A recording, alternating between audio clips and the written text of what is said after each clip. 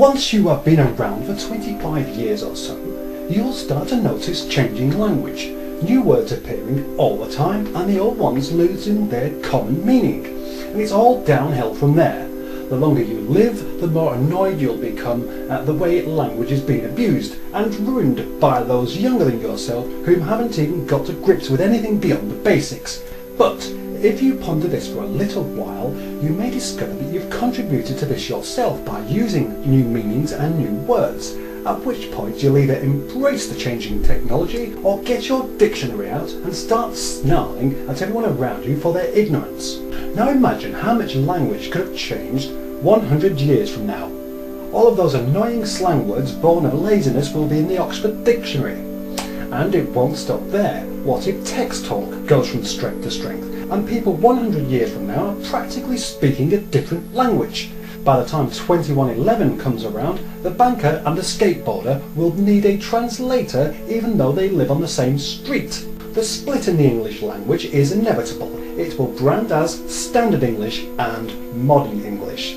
There will be a dictionary for both. One will have words and the other will be complemented with colourful pictures.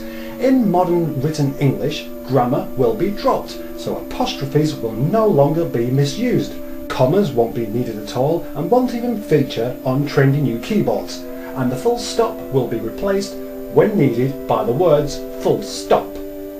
This lack of grammar will make for difficult reading for those who employ Standard English. In modern English, the use of acronyms will be extended further so that whole conversations can be constructed without using any standard words at all. And there will be a running joke by the Standard English speakers that these people don't know what the word acronym means, yet it is their language. With Standard English, the words will retain their meanings, while Modern English will be constantly changing as it does. Words will be associated with periods of time and not with their original purpose. So, what the street talk may be now will be of no use in the future. English is an important language, so it will always be around, and there will be many to keep it as meaningful as possible, while others will be ambivalent about it and go with whatever makes sense in context to them and pass along the misunderstandings to the following generations.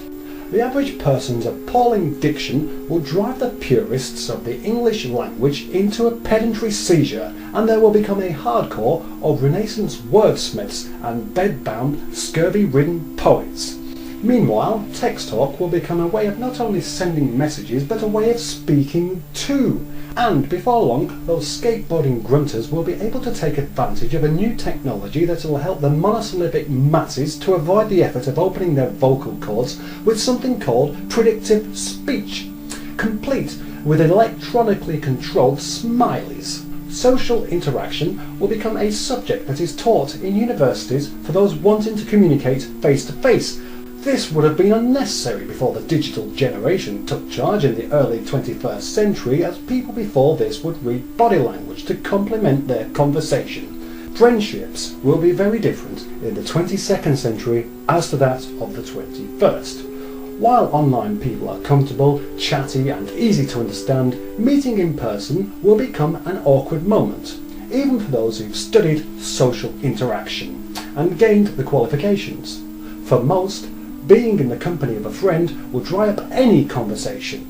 Without the use of eye contact, these people will find themselves wishing they were somewhere else, like online, chatting to the same friend that they cannot think of anything to say to right now.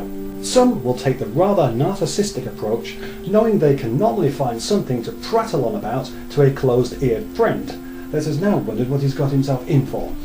Not reading body language means not picking up on the vital signs of disinterest and boredom, and disappear equally will be the fluctuation of pitch that determines excitement or sarcasm. On the up though, those with a passive-aggressive personality trait will give up their selfish ways, as it isn't making anyone any more miserable than they already are.